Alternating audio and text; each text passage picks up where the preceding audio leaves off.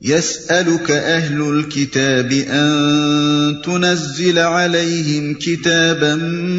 من السماء فقد سألوا موسى أكبر من ذلك فقالوا أرنا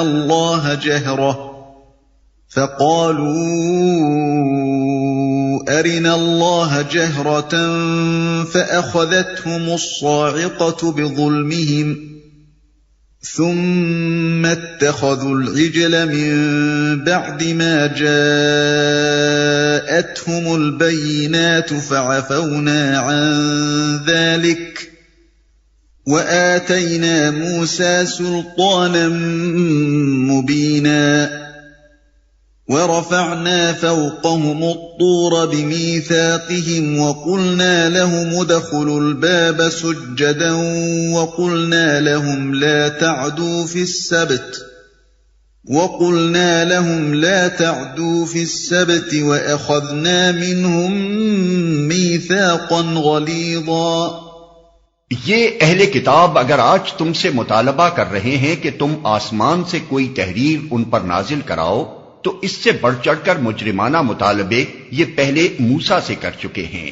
اس سے تو انہوں نے کہا تھا کہ ہمیں خدا کو علانیہ دکھا دو، اور اسی سرکشی کی وجہ سے یکا یک ان پر بجلی ٹوٹ پڑی تھی۔ پھر انہوں نے بچڑے کو اپنا معبود بنا لیا، حالانکہ یہ کھلی کھلی نشانیاں دیکھ چکے تھے۔ اس پر بھی ہم نے ان سے درگزر کیا۔ ہم نے موسیٰ کو صریح فرمان عطا کیا اور ان لوگوں پر طور کو اٹھا کر ان سے اس فرمان کی اطاعت کا عہد لیا۔ ہم نے ان کو حکم دیا کہ دروازے میں سجدہ ریز ہوتے ہوئے داخل ہوں۔ ہم نے ان سے کہا کہ سبت کا قانون نہ توڑو اور اس پر ان سے پختہ عہد لیا۔ آسمان سے کوئی تحریر ان پر نازل کراؤ۔ مدینہ کے یہودی نبی صلی اللہ علیہ وسلم سے جو عجیب عجیب مطالبے کرتے تھے، ان میں سے ایک یہ بھی تھا کہ ہم آپ کی رسالت اس وقت تک تسلیم نہ کریں گے جب تک کہ ہماری آنکھوں کے سامنے ایک لکھی لکھائی کتاب آسمان سے نازل نہ ہو، یا ہم میں سے ایک ایک شخص کے نام اوپر سے اس مضمون کی تحریر نہ آ جائے کہ یہ محمد ہمارے رسول ہیں، ان پر ایمان لاؤ۔ یکا یک ان پر بجلی ٹوٹ پڑی تھی۔ یہاں کسی واقعے کی تفصیل بیان کرنا مقصود نہیں ہے، بلکہ یہودیوں کے جرائم کی ایک مختصر فہرست پیش کرنی مقصود ہے۔ اس لیے ان کی قومی تاریخ کے چند نمایاں واقعات کی طرف سرسری اشارات کیے گئے ہیں۔ اس آیت میں جس واقعے کا ذکر ہے وہ سورہ بقرہ آیت 55 میں بھی گزر چکا ہے، حالانکہ یہ کھلی کھلی نشانیاں دیکھ چکے تھے۔ کھلی کھلی نشانیوں سے مراد وہ نشانیاں ہیں جو حضرت موسیٰ علیہ السلام کے رسول مقرر ہونے کے بعد سے لے کر فرعون کے غرق ہونے اور بنی اسرائیل کے مصر سے نکلنے تک پے در پے ان لوگوں کے مشاہدے میں آ چکی تھیں۔ ظاہر ہے کہ سلطنت مصر کی عظیم الشان طاقت کے پنجوں سے جس نے بنی اسرائیل کو چھڑایا تھا وہ کوئی گائے کا بچہ نہ تھا، بلکہ اللہ رب العالمین تھا۔ مگر یہ اس قوم کی باطل پرستی کا کمال تھا کہ خدا کی قدرت اور اس کے فضل کی روشن ترین نشانیوں کا تجربہ اور مشاہدہ کر چکنے کے بعد بھی جب جھکی تو اپنے محسن خدا کے آگے نہیں بلکہ ایک بچڑے کی مصنوعی مورت ہی کے آگے جھک، اور ان لوگوں پر طور کو اٹھا کر ان سے اس فرمان کی اطاعت کا عہد لیا۔ صحیح فرمان سے مراد وہ احکام ہیں جو حضرت موسیٰ علیہ السلام کو تختیوں پر لکھ کر دیے گئے تھے۔ سورہ اعراف رکوع 17 میں اس کا ذکر زیادہ تفصیل کے ساتھ آئے گا، اور عہد سے مراد وہ میثاق ہے جو کوہ طور کے دامن میں بنی اسرائیل کے نمائندوں سے لیا گیا تھا۔ سورہ بقرہ آیت 63 میں اس کا ذکر گزر چکا ہے، اور اعراف آیت 171 میں پھر اس کی طرف اشارہ آئے گا۔ فَبِمَا نَقْضِهِم مِّيثَاقَهُمْ وَكُفْرِهِم بِآيَاتِ اللَّهِ وَقَتْلِهِمُ الْأَنبِيَاءَ بِغَيْرِ حَقٍّ وَقَوْلِهِمْ قُلُوبُنَا غُلْفٌ بَلْ طَبَعَ اللَّهُ عَلَيْهَا بِكُفْرِهِمْ فَلَا يُؤْمِنُونَ إِلَّا قَلِيلًا۔ آخر کار ان کی عہد شکنی کی وجہ سے اور اس وجہ سے کہ انہوں نے اللہ کی آیات کو جھٹلایا اور متعدد پیغمبروں کو ناحق قتل کیا، اور یہاں تک کہا کہ ہمارے دل غلافوں میں محفوظ ہیں، حالانکہ در حقیقت ان کی باطل پرستی کے سبب سے اللہ نے ان کے دلوں پر ٹھپا لگا دیا ہے، اور اسی وجہ سے یہ بہت کم ایمان لاتے ہیں۔ یہاں تک کہا کہ ہمارے دل غلافوں میں محفوظ ہیں، یہودیوں کے اس قول کی طرف سورہ بقرہ آیت 88 میں بھی اشارہ کیا گیا ہے۔ در حقیقت یہ لوگ تمام باطل پرست جہلا کی طرح اس بات پر فخر کرتے تھے کہ جو خیالات اور تعصبات اور رسم و رواج ہم نے اپنے باپ دادا سے پائے ہیں ان پر ہمارا عقیدہ اتنا پختہ ہے کہ کسی طرح ہم ان سے نہیں ہٹائے جا سکتے۔ جب کبھی خدا کی طرف سے پیغمبروں نے آ کر ان کو سمجھانے کی کوشش کی، انہوں نے ان کو یہی جواب دیا کہ تم خواہ کوئی دلیل اور کوئی آیت لے آؤ، ہم تمہاری کسی بات کا اثر نہ لیں گے۔ جو کچھ مانتے اور کرتے چلے آئے ہیں وہی مانتے رہیں گے اور وہی کیے چلے جائیں گے۔ حالانکہ در حقیقت ان کی باطل پرستی کے سبب سے اللہ نے ان کے دلوں پر ٹھپا لگا دیا ہے۔ یہ جملہ معترضہ ہے۔ وَبِكُفْرِهِمْ وَقَوْلِهِمْ عَلَى مَرْيَمَ بُهْتَانًا عَظِيمًا، پھر اپنے کفر میں اتنے بڑھے کہ مریم پر سخت بہتان لگایا۔ پھر یہ فقرہ اصل سلسلہ تقریر سے تعلق رکھتا ہے۔ مریم پر سخت بہتان لگایا۔ حضرت عیسیٰ علیہ السلام کی پیدائش کا معاملہ یہودی قوم میں فی الواقع ذرہ برابر بھی مشتبہ نہ تھا، بلکہ جس روز وہ پیدا ہوئے تھے اسی روز اللہ تعالیٰ نے پوری قوم کو اس بات پر گواہ بنا دیا تھا کہ یہ ایک غیر معمولی شخصیت کا بچہ ہے جس کی ولادت معجزے کا نتیجہ ہے، نہ کہ کسی اخلاقی جرم کا۔ جب بنی اسرائیل کے ایک شریف ترین اور مشہور اور نامور مذہبی گھرانے کی بن بیاہی لڑکی گود میں بچہ لیے ہوئے آئی اور قوم کے بڑے اور چھوٹے سینکڑوں ہزاروں کی تعداد میں اس کے گھر پر ہجوم کر کے آ گئے، تو اس لڑکی نے ان کے سوالات کا جواب دینے کے بجائے خاموشی کے ساتھ اس نوزائیدہ بچے کی طرف اشارہ کر دیا کہ یہ تمہیں جواب دے گا۔ مجمع نے حیرت سے کہا کہ اس بچے سے ہم کیا پوچھیں جو گہوارے میں لیٹا ہوا ہے، مگر یکایک وہ بچہ گویا ہو گیا اور اس نے نہایت صاف اور فصیح زبان میں مجمع کو خطاب کر کے کہا کہ انی عبداللہ آتانی الکتاب وجعلنی نبیا، یعنی میں اللہ کا بندہ ہوں، اللہ نے مجھے کتاب دی ہے اور نبی بنایا ہے۔ سورہ مریم رکوع 2۔ اس طرح اللہ تعالیٰ نے اس شبے کی ہمیشہ کے لیے جڑ کاٹ دی تھی جو ولادت مسیح کے بارے میں پیدا ہو سکتا تھا۔ یہی وجہ ہے کہ حضرت عیسیٰ علیہ السلام کے سن شباب کو پہنچنے تک کبھی کسی نے نہ حضرت مریم علیہ السلام پر زنا کا الزام لگایا، نہ حضرت عیسیٰ علیہ السلام کو ناجائز ولادت کا طعنہ دیا۔ لیکن جب 30 برس کی عمر کو پہنچ کر آپ نے نبوت کے کام کی ابتدا فرمائی اور جب آپ نے یہودیوں کو ان کی بدعمالیوں پر ملامت کرنی شروع کی، ان کے علماء و فقہاء کو ان کی ریاکاریوں پر ٹوکا، ان کے عوام و خواص سب کو اس اخلاقی زوال پر متنبع کیا جس میں وہ مبتلا ہو گئے تھے، اور اس پرخطر راستے کی طرف اپنی قوم کو دعوت دی جس میں خدا کے دین کو عملاً قائم کرنے کے لیے ہر قسم کی قربانیاں برداشت کرنی پڑتی تھیں اور ہر محاذ پر شیطانی قوتوں سے لڑائی کا سامنا تھا، تو یہ بے باک مجرم صداقت کی آواز کو دبانے کے لیے ہر ناپاک سے ناپاک ہتھیار استعمال کرنے پر اتر آئے۔ اس وقت انہوں نے وہ بات کہی جو 30 سال تک نہ کہی تھی کہ مریم علیہ السلام معاذ اللہ زانیہ ہیں اور عیسیٰ ابن مریم ولد الزنا، حالانکہ یہ ظالم بالیقین جانتے تھے کہ یہ دونوں ماں بیٹے اس گندگی سے بالکل پاک ہیں۔ پس در حقیقت ان کا یہ بہتان کسی حقیقی شبہ کا نتیجہ نہ تھا جو واقعی ان کے دلوں میں موجود ہوتا، بلکہ خالص بہتان تھا جو انہوں نے جان بوجھ کر محض حق کی مخالفت کے لیے گھڑا تھا۔ اسی بنا پر اللہ تعالیٰ نے اسے ظلم اور جھوٹ کے بجائے کفر قرار دیا ہے،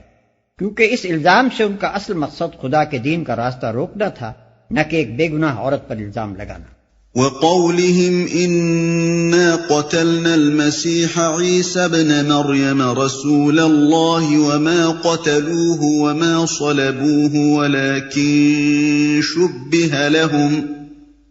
وَإِنَّ الَّذِينَ اخْتَلَفُوا فِيهِ لَفِي شَكٍّ مِّنْهُ مَا لَهُم بِهِ مِنْ عِلْمٍ إِلَّا اتِّبَاعَ الظَّنِّ وَمَا قَتَلُوهُ يَقِينًا بَلْ رَفَعَهُ اللَّهُ إِلَيْهِ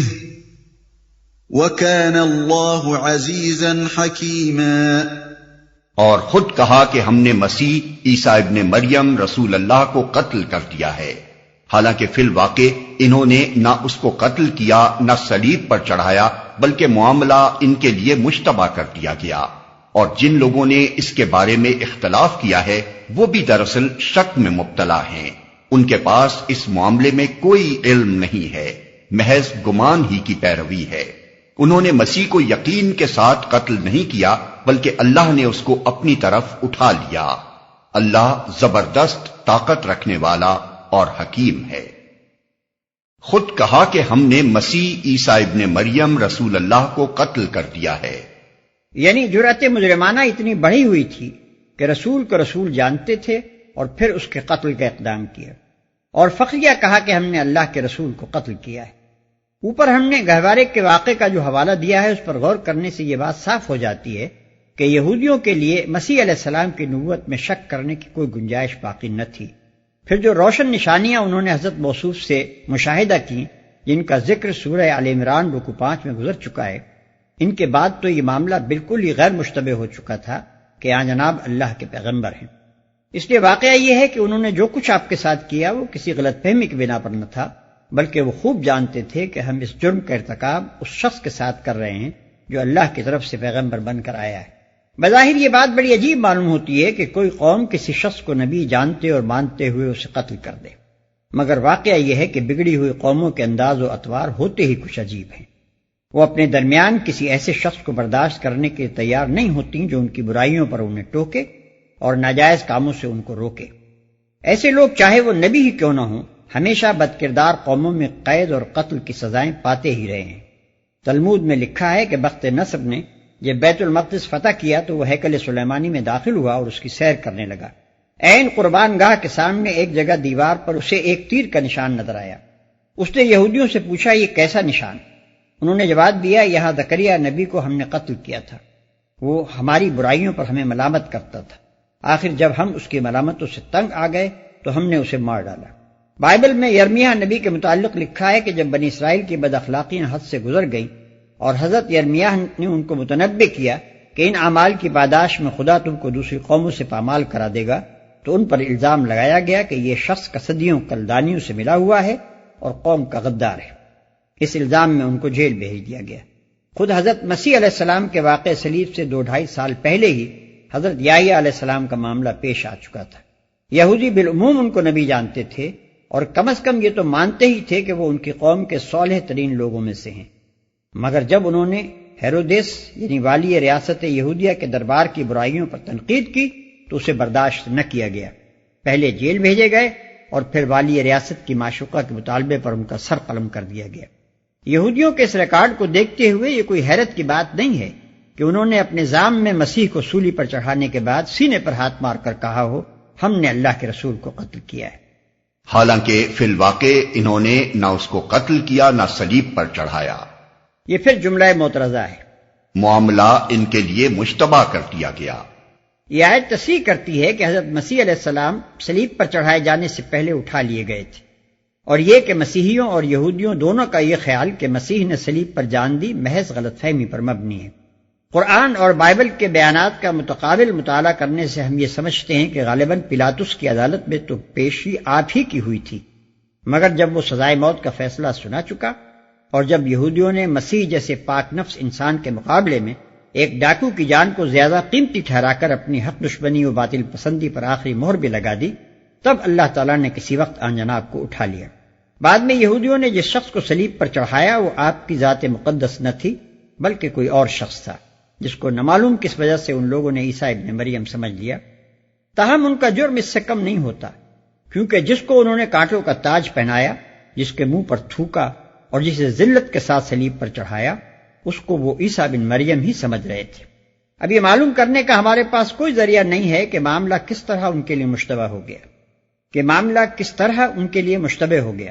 چونکہ اس باب میں کوئی یقینی ذریعہ معلومات نہیں ہے، اس لیے مجرد قیاس و گمان اور افواہوں کی بنیاد پر یہ نہیں کہا جا سکتا کہ اس شبے کی نوعیت کیا تھی جس کے بنا پر یہودی یہ سمجھے کہ انہوں نے عیسیٰ ابن مریم کو صلیب دی ہے، درا حالے کہ عیسیٰ ابن مریم ان کے ہاتھ سے نکل چکے تھے۔ محض گمان ہی کی پیروی ہے۔ اختلاف کرنے والوں سے مراد عیسائی ہیں، ان میں مسیح علیہ السلام کے مصلوب ہونے پر کوئی ایک متفق علیہ قول نہیں ہے، بلکہ 20 اقوال ہیں جن کی کثرت خود اس بات پر دلالت کرتی ہے کہ اصل حقیقت ان کے لیے بھی مشتبہ ہی رہی۔ ان میں سے کوئی کہتا ہے کہ صلیب پر جو شخص چڑھایا گیا وہ مسیح نہ تھا بلکہ مسیح کی شکل میں کوئی اور تھا جسے یہودی اور رومی سپاہی ذلت کے ساتھ صلیب دے رہے تھے، اور مسیح وہیں کسی جگہ کھڑا ان کی حماقت پر ہنس رہا تھا۔ کوئی کہتا ہے کہ صلیب پر چڑھایا تو مسیح ہی کو گیا تھا مگر ان کی وفات صلیب پر نہیں ہوئی بلکہ اتارے جانے کے بعد ان میں جان تھی۔ کوئی کہتا ہے کہ انہوں نے صلیب پر وفات پائی اور پھر وہ جی اٹھے اور کم و بیش 10 مرتبہ اپنے مختلف حواریوں سے ملے اور باتیں کی۔ کوئی کہتا ہے کہ صلیب کی موت مسیح کے جسم انسانی پر واقع ہوئی اور وہ دفن ہوا، مگر الوہیت کی روح جو اس میں تھی وہ اٹھا لی گئی، اور کوئی کہتا ہے کہ مرنے کے بعد مسیح علیہ السلام جسم سمیت زندہ ہوئے اور جسم سمیت اٹھائے گئے۔ ظاہر ہے کہ اگر ان لوگوں کے پاس حقیقت کا علم ہوتا تو اتنی مختلف باتیں ان میں مشہور نہ ہوتی، بلکہ اللہ نے اس کو اپنی طرف اٹھا لیا۔ یہ اس معاملے کی اصل حقیقت ہے جو اللہ تعالیٰ نے بتائی ہے۔ اس میں جزم اور صراحت کے ساتھ جو چیز بتائی گئی ہے وہ صرف یہ ہے کہ حضرت مسیح کو قتل کرنے میں یہودی کامیاب نہیں ہوئے، اور یہ کہ اللہ تعالیٰ نے ان کو اپنی طرف اٹھا لیا۔ اب رہا یہ سوال کہ اٹھا لینے کی کیفیت کیا تھی، تو اس کے متعلق کوئی تفصیل قرآن میں نہیں بتائی گئی۔ قرآن نہ اس کی تصریح کرتا ہے کہ اللہ ان کو جسم و روح کے ساتھ کرۂ زمین سے اٹھا کر آسمانوں پر کہیں لے گیا، اور نہ یہی صاف کہتا ہے کہ انہوں نے زمین پر طبعی موت پائی اور صرف ان کی روح اٹھائی گئی۔ اس لیے قرآن کی بنیاد پر نہ تو ان میں سے کسی ایک پہلو کی قطعی نفی کی جا سکتی ہے اور نہ اس بات، لیکن قرآن کے انداز بیان پر غور کرنے سے یہ بات بالکل نمایاں طور پر محسوس ہوتی ہے کہ اٹھائے جانے کی نوعیت و کیفیت خواہ کچھ بھی ہو، بہرحال مسیح علیہ السلام کے ساتھ اللہ نے کوئی ایسا معاملہ ضرور کیا ہے جو غیر معمولی نوعیت کا ہے۔ اس غیر معمولی پن کا اظہار 3 چیزوں سے ہوتا ہے۔ ایک یہ کہ عیسائیوں میں مسیح علیہ السلام کے جسم و روح سمیت اٹھائے جانے کا عقیدہ پہلے سے موجود تھا،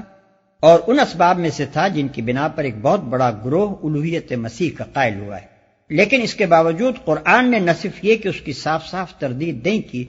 بلکہ بعینہ ہی وہی رفع یعنی اسینشن کا لفظ استعمال کیا جو عیسائی اس واقعے کے لیے استعمال کرتے ہیں۔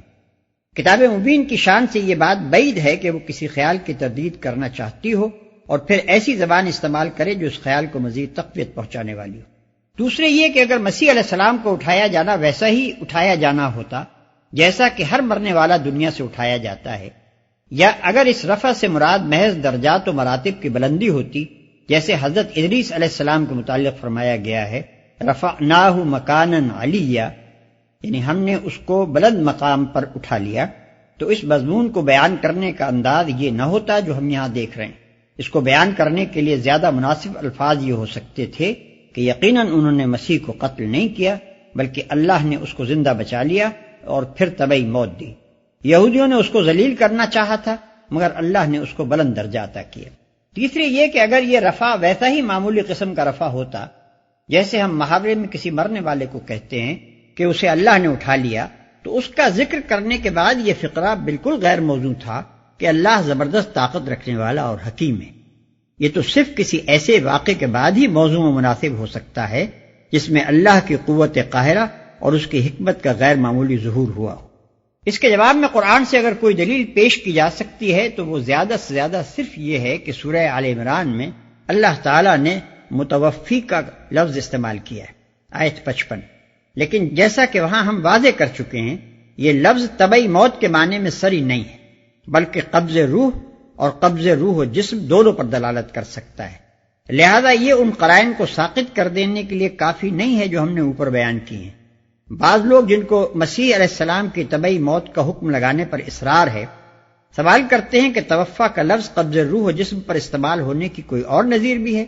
لیکن جبکہ قبض روح و جسم کا واقعہ تمام نوع انسانی کی تاریخ میں پیش ہی ایک مرتبہ آیا ہو تو اس معنی پر اس لفظ کے استعمال کی نظیر پوچھنا محض ایک بے معنی بات ہے۔ دیکھنا یہ چاہیے کہ آیا اصل لغت میں اس استعمال کی گنجائش ہے یا نہیں۔ اگر ہے تو ماننا پڑے گا کہ قرآن نے رفع جسمانی کے عقیدے کی صاف تردید کرنے کے بجائے یہ لفظ استعمال کر کے ان قرائن میں ایک اور قرینے کا اضافہ کر دیا ہے جن سے اس عقیدے کو الٹی مدد ملتی ہے،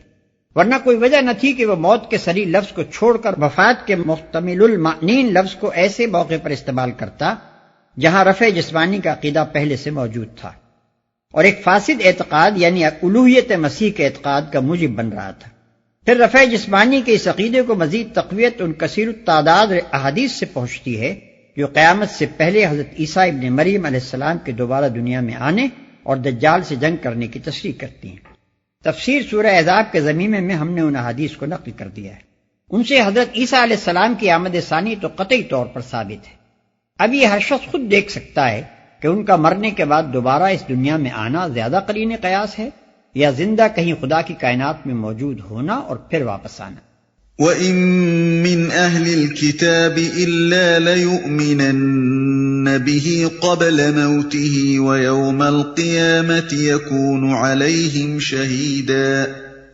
اور اہل کتاب میں سے کوئی ایسا نہ ہوگا جو اس کی موت سے پہلے اس پر ایمان نہ لے آئے گا، اور قیامت کے روز وہ ان پر گواہی دے گا۔ کوئی ایسا نہ ہوگا جو اس کی موت سے پہلے اس پر ایمان نہ لے آئے گا۔ اس فقرے کے دو معنی بیان کیے گئے ہیں اور الفاظ میں دونوں کا یکساں احتمال ہے۔ ایک معنی وہ جو ہم نے ترجمے میں اختیار کیے ہیں، دوسرے یہ کہ اہل کتاب میں سے کوئی ایسا نہیں جو اپنی موت سے پہلے مسیح پر ایمان نہ لے آئے۔ اہل کتاب سے مراد یہودی ہیں اور ہو سکتا ہے کہ عیسائی بھی ہوں۔ پہلے معنی کے لحاظ سے مطلب یہ ہوگا کہ مسیح کی طبعی موت جب واقع ہوگی، اس وقت جتنے اہل کتاب موجود ہوں گے وہ سب ان پر یعنی ان کی رسالت پر ایمان لا چکے ہوں گے۔ دوسرے معنی کے لحاظ سے مطلب یہ ہوگا کہ تمام اہل کتاب پر مرنے سے عین قبل رسالت مسیح کی حقیقت منکشف ہو جاتی ہے اور وہ مسیح پر ایمان لے آتے ہیں، مگر یہ اس وقت ہوتا ہے جبکہ ایمان لانا مفید نہیں ہو سکتا۔ دونوں معنی متعدد صحابہ، تابعین اور اکابر مفسرین سے منقول ہیں اور صحیح مراد صرف اللہ ہی کے علم میں ہے۔ اور قیامت کے روز وہ ان پر گواہی دے گا، یعنی یہودیوں اور عیسائیوں نے مسیح علیہ السلام کے ساتھ اور اس پیغام کے ساتھ جو آپ لائے تھے، جو معاملہ کیا ہے، اس پر آپ خداوند تعالیٰ کی عدالت میں گواہی دیں گے۔ اس گواہی کی کچھ تفصیل آگے سورہ مائدہ کے آخری رکوع میں آنے والی ہے۔ فَبِظُلْمٍ مِّنَ الَّذِينَ هَادُوا حَرَّمْنَا عَلَيْهِمْ طَيِّبَاتٍ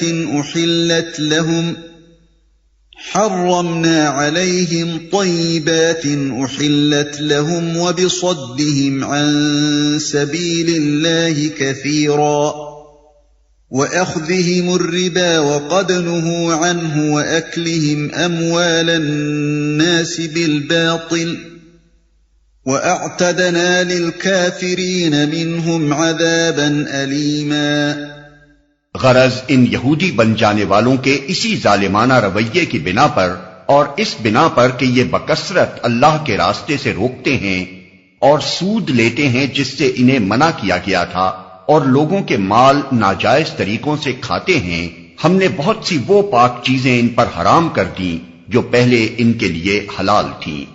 اور جو لوگ ان میں سے کافر ہیں ان کے لیے ہم نے دردناک عذاب تیار کر رکھا ہے۔ غرض جملہ معترضہ ختم ہونے کے بعد یہاں سے پھر وہی سلسلہ تقریر شروع ہوتا ہے جو اوپر سے چلا آ رہا تھا۔ یہ بکثرت اللہ کے راستے سے روکتے ہیں، یعنی صرف اسی پر اکتفا نہیں کرتے کہ خود اللہ کے راستے سے منحرف ہیں، بلکہ اس قدر بے باک مجرم بن چکے ہیں کہ دنیا میں خدا کے بندوں کو گمراہ کرنے کے لیے جو تحریک بھی اٹھتی ہے، اکثر اس کے پیچھے یہودی دماغ اور یہودی سرمایہ ہی کام کرتا نظر آتا ہے، اور راہ حق کی طرف بلانے کے لیے جو تحریک بھی شروع ہوتی ہے، اکثر اس کے مقابلے میں یہودی ہی سب سے بڑھ کر مزاحم بنتے ہیں۔ طرح حالے کہ یہ کمبخت کتاب اللہ کے حامل اور انبیاء کے وارث ہیں، ان کا تازہ ترین جرم یہ اشتراکی تحریک ہے جسے یہودی دماغ نے اختراع کیا اور یہودی رہنمائی ہی نے پروان چڑھایا ہے۔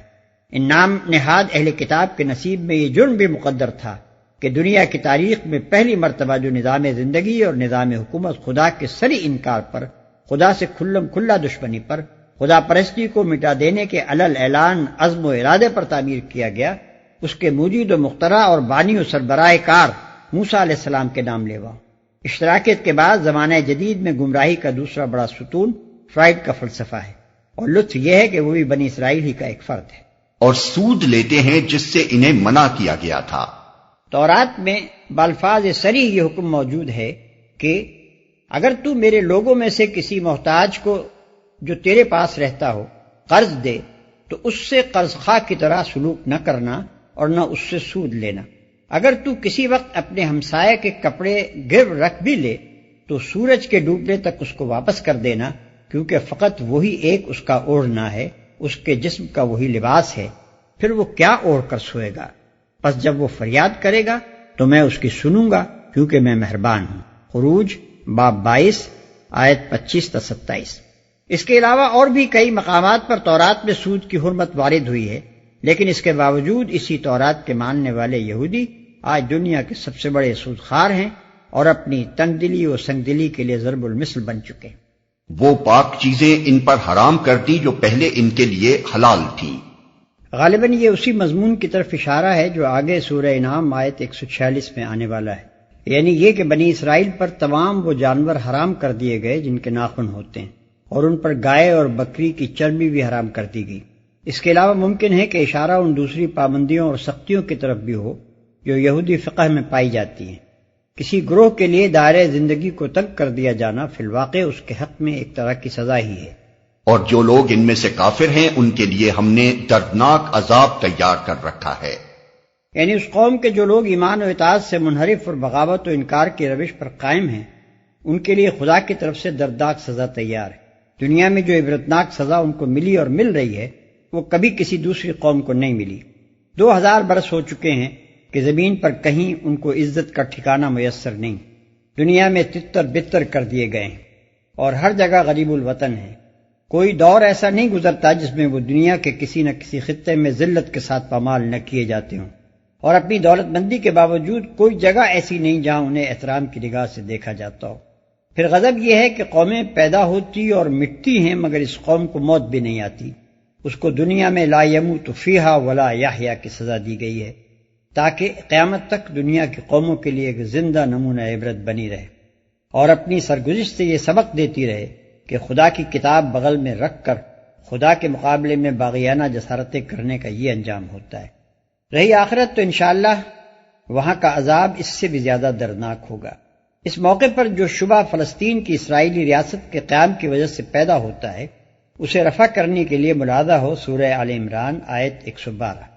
لكن الراسخون في العلم منهم والمؤمنون يؤمنون بما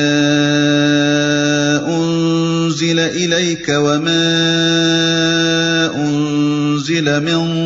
قبلك والمقيمين الصلاة والمؤتون الزكاة والمؤمنون بالله واليوم الآخر أولئك سنؤتيهم أجرا عظيما۔ مگر ان میں جو لوگ پختہ علم رکھنے والے ہیں اور ایماندار ہیں وہ سب اس تعلیم پر ایمان لاتے ہیں جو تمہاری طرف نازل کی گئی ہے اور جو تم سے پہلے نازل کی گئی تھی۔ اس طرح کے ایمان لانے والے اور نماز و زکوٰۃ کی پابندی کرنے والے اور اللہ اور روز آخر پر سچا عقیدہ رکھنے والے لوگوں کو ہم ضرور اجر عظیم عطا کریں گے جو تمہاری طرف نازل کی گئی ہے اور جو تم سے پہلے نازل کی گئی تھی۔ یعنی ان میں سے جو لوگ کتب آسمانی کی حقیقی تعلیم سے واقف ہیں اور ہر قسم کے تعصب، جاہلانہ ضد، آبائی تقلید اور نفس کی بندگی سے آزاد ہو کر اس امر حق کو سچے دل سے مانتے ہیں جس کا ثبوت آسمانی کتابوں سے ملتا ہے، ان کی روش کافر و ظالم یہودیوں کی عام روش سے بالکل مختلف ہے۔ ان کو بیک نظر محسوس ہو جاتا ہے کہ جس دین کی تعلیم پچھلے انبیاء نے دی تھی اسی کی تعلیم قرآن دے رہا ہے، اس لیے وہ بے لاگ حق پرستی کے ساتھ دونوں پر ایمان لے آتے ہیں۔ حق پرستی کے ساتھ دونوں پر ایمان لے آتے ہیں۔ حق پرستی کے ساتھ دونوں پر ایمان لے آتے ہیں۔ حق پرستی کے ساتھ دونوں پر ایمان